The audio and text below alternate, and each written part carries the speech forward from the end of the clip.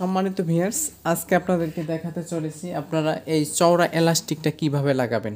আমরা কিন্তু ইউটিউব চ্যানেলে অনেক রকমের ইলাস্টিক লাগানোর নিয়ম দেখছি। আজকের নিয়ম একদম পানির মতো সোজাভাবে আপনাদেরকে শেখাবো। কোমর অনুযায়ী কিভাবে আপনি বুঝবেন যে কত ইঞ্চি ইঞ্চি আমার এলাস্টিক প্রয়োজন হবে এবং কিভাবে লাগালে আমাদের ফিটিংটা ভালো হবে। সেটা হচ্ছে আপনার কোমর অনুযায়ী আপনাকে অর্ধেক নিতে হবে।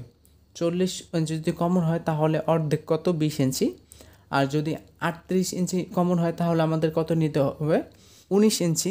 তো এই সিস্টেম করে আপনারা নেবেন।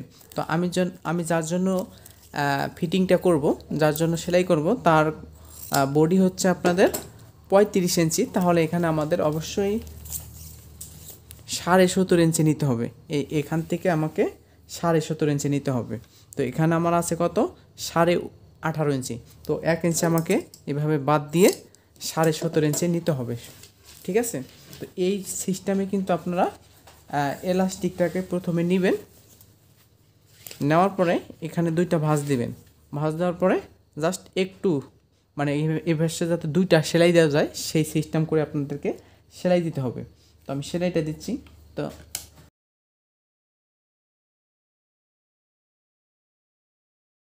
তো আমি যে সেলাইটা দিলাম, এখন আপনারা যে কোনো সালোয়ারের ক্ষেত্রে প্রথমের মাথাটাকে এক ভাঁজ করে সেলাই দিয়ে নেবেন।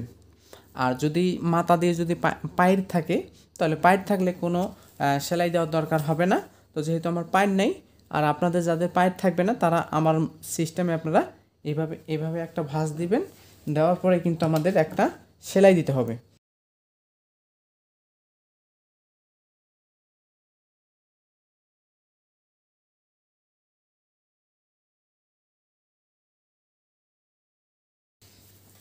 তো আমি অলরেডি কিন্তু দেখুন মাথা দিয়ে সেলাই দিছি। এখন আপনাদের যেটা করতে হবে, এই যে হাইয়ের যে আমরা সেলাইটা দিছি ঠিক এইভাবে বসাতে হবে। হাইয়ের এখানে বসানোর পরে আমাদের এই যে এলাস্টিকটার এখানে যে মাথাটা যে জয়েন্ট দিছি, এই জয়েন্টটা এবং কি এই জয়েন্টটা আমাদের এইভাবে বসাতে হবে। ঠিক আছে? বসানোর পরে এভাবে আমাদের একটা ভাঁজ দিতে হবে। এখন এখানে একটু খেয়াল করুন, এখানে কিন্তু খুবই ইম্পর্টেন্ট একটা বিষয়। এই যে আমি যে সেলাইটা দিব, মানে এখান থেকে কতটুকু 1.25 ইঞ্চি।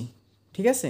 তো এখান থেকে 1.25 ইঞ্চি আমরা যে সেলাইটা দিব অবশ্যই আরেকটু ফাঁকা করে, মানে একটু ফাঁকা দিয়ে সেলাই দিতে হবে।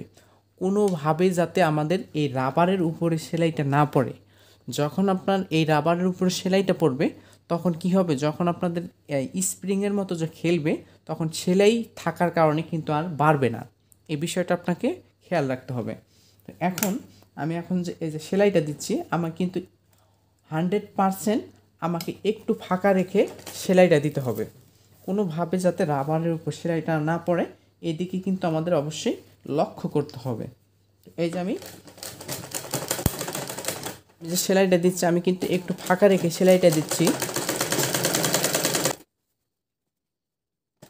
এখন আপনাদের এই যে রাবারটা শেষের দিকে হবে, তখন কিন্তু আপনাদের এভাবে একটু টান দিয়ে রাবারটা একটু বাড়িয়ে নিতে হবে। বাড়ানোর পরে কিন্তু আবার আপনার ঠিক পুনরায় আবার সেলাইটা শুরু করতে হবে।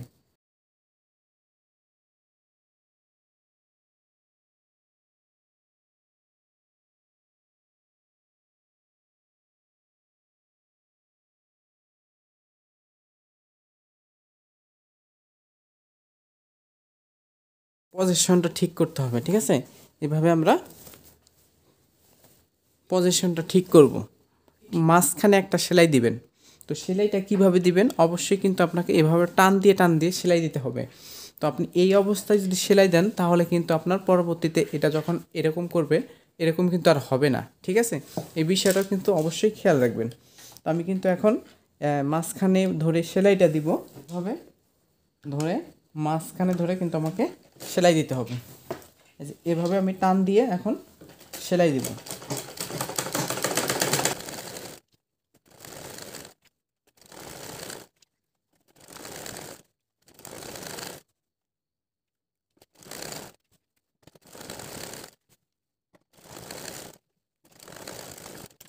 সম্মানিত ভিউয়ার্স, অলরেডি কিন্তু আমি এলাস্টিকটা লাগিয়ে ফেলছি। তো এই নিয়মে কিন্তু আপনি এলাস্টিকটা লাগাবেন। প্রত্যেকটা কোমর কিন্তু অনেক সুন্দর হবে, কখনো এই রাবারটা বেড়ে যাওয়ার সম্ভাবনা থাকে খুবই কম। তো আশা করি আজকের ভিডিওটা আপনার কাছে অনেক বেশি ভালো লাগছে। আপনি যদি ইউটিউব চ্যানেলে দেখে থাকেন অবশ্যই চ্যানেলটা সাবস্ক্রাইব করবেন, আর যদি পেজে থেকে থাকেন তাহলে অবশ্যই পেজটি ফলো দিয়ে সাথেই থাকবেন। ধন্যবাদ সবাইকে, আল্লাহ হাফেজ।